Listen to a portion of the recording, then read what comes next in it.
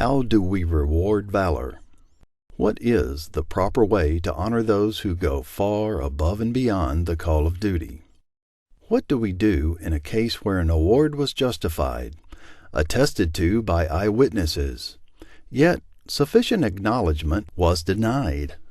As the 50th commemoration of the Vietnam War approaches, questions are sure to arise concerning the bravery and sacrifice of our troops deployed to Southeast Asia.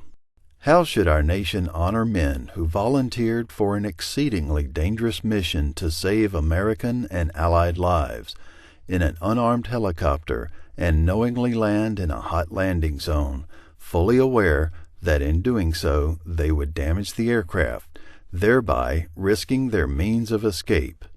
Having successfully returned to base, they volunteered to go back in, not once or twice, but 4 more times, even exiting the aircraft to engage the enemy with small arms to assist men getting on board and, as a result, save the lives of over 80 men. That is exactly the story of a rescue mission launched from Cau Song Be Special Forces Camp on Sunday, 14 May 1967.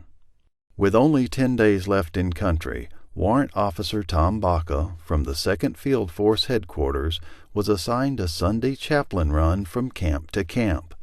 He needed a co-pilot, and Captain Larry Liss volunteered.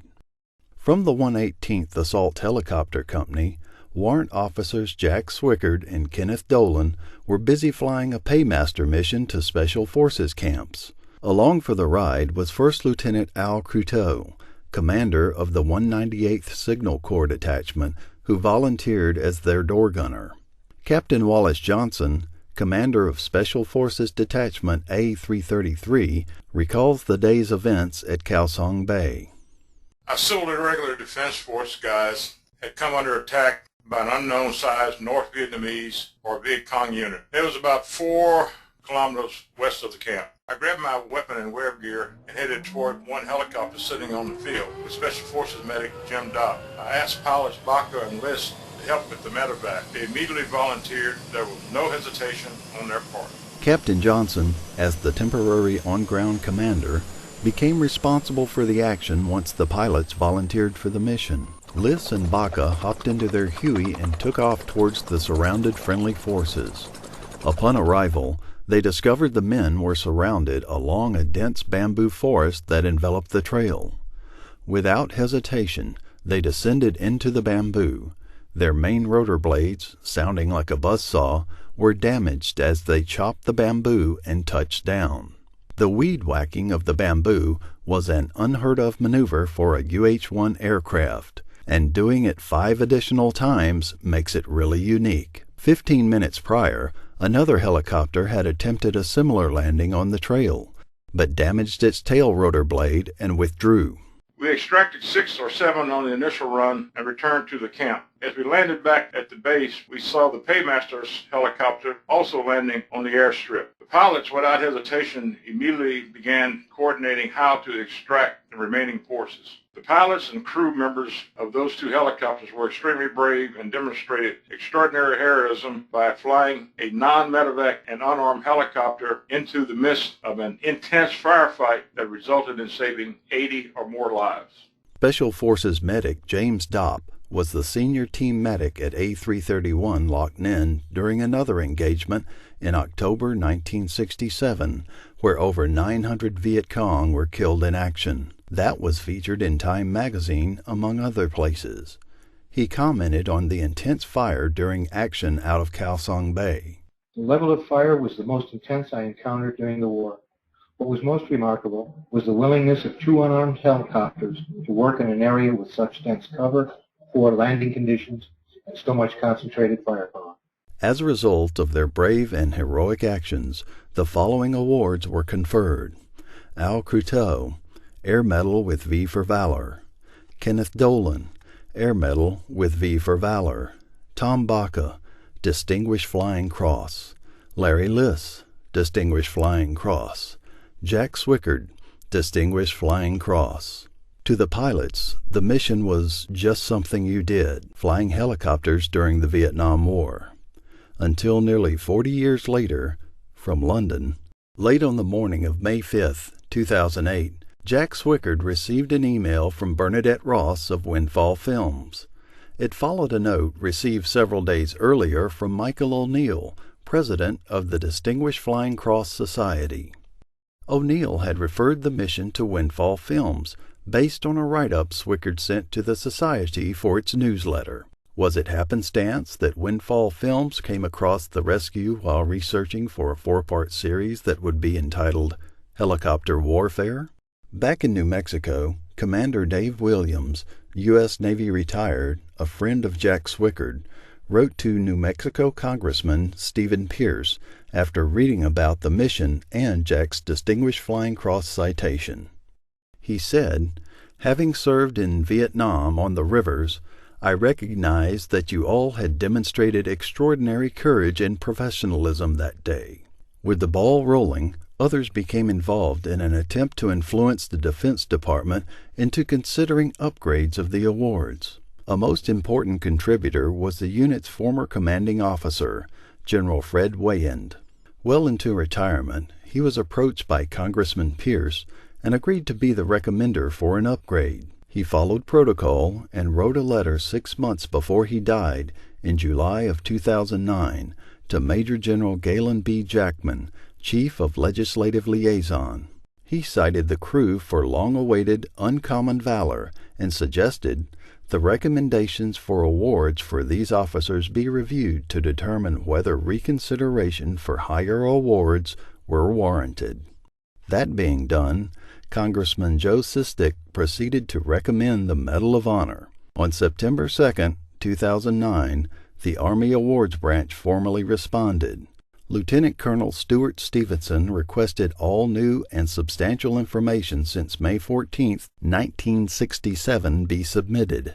Major revelations came to light. All 3 Distinguished Flying Cross citations differed regarding the size of the enemy force. One wrote, numerically superior, another, well armed, and still another, heavily armed. Which was it? Colonel Johnson's affidavit, signed May 29, 2009, indicated it was later determined to be a regimental-size unit between 500 to 600 enemy combatants.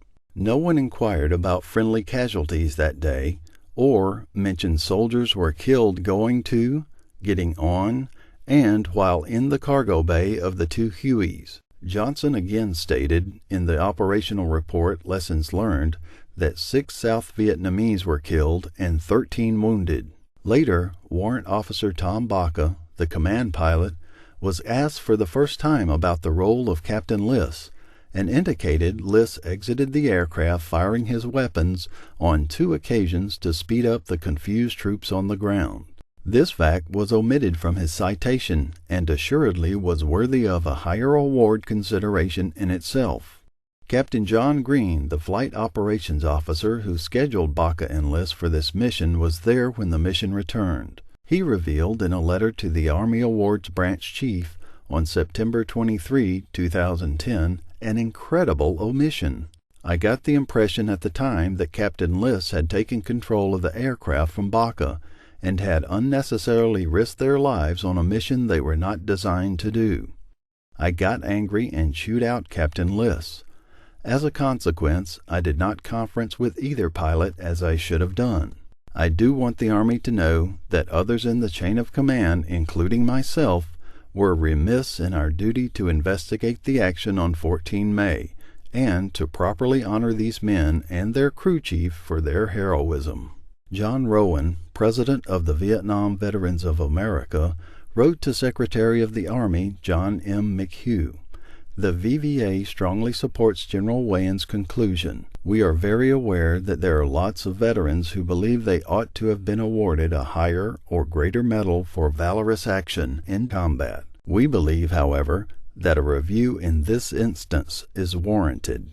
Now, Congress was involved. Following up on John Rowan's appeal, on October 5, 2011, Congressman Jim Gerlach wrote to then Secretary of the Army John M. McHugh to request he personally review the case. In a letter dated May 22, 2012, Senator Pat Toomey, Congressman Jim Gerlach and Stephen Pierce requested Assistant Secretary of the Army for Manpower and Reserve Affairs, Thomas R. Lamont, personally review the awards for possible upgrades.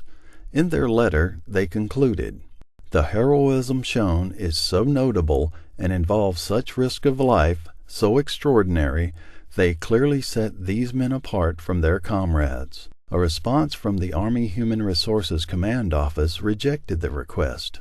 It was evident the Assistant Secretary did not personally review the case. Subsequently, in December of 2012, the three congressmen again wrote to Lamont. "Despite a request for your personal attention to this matter, we received a reply from Lieutenant Colonel Reese, Assistant Chief of the Army's Awards Branch. We find his response wholly unacceptable.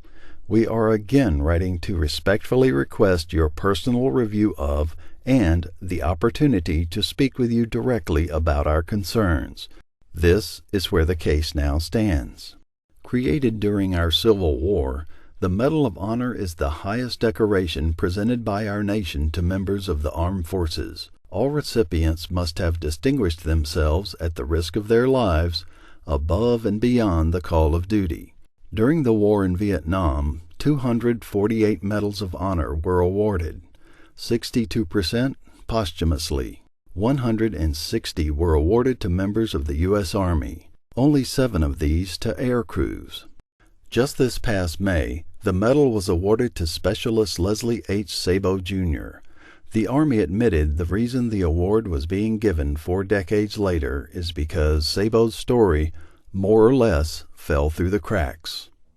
The same can be said for Tom Baca, Al Cruteau, Kenneth Dolan, Larry Liss, and Jack Swickard. What is the appropriate level of award for these exceptionally brave men who volunteered for an extremely hazardous mission to save American and Allied lives while in an unarmed helicopter? They knowingly landed under intense enemy fire, fully aware in doing so the dense foliage would damage the aircraft and thereby risk their means of escape. Having successfully returned to base, they volunteered to return, not once or twice, but 4 more times, even exiting the aircraft to engage the enemy with small arms to assist the men getting on board. Because of their valorous action and disregard for their own personal safety, they saved the lives of over 80 men. Had these brave men not risked their own lives, the trapped men would surely have perished. As Commander Dave Williams said, "It is one thing to do a heroic act instinctively in a moment of danger. It is quite another to have time to think about it, do it once, and see the danger up close and personal, and then do it several more times knowing the danger is mounting with each mission."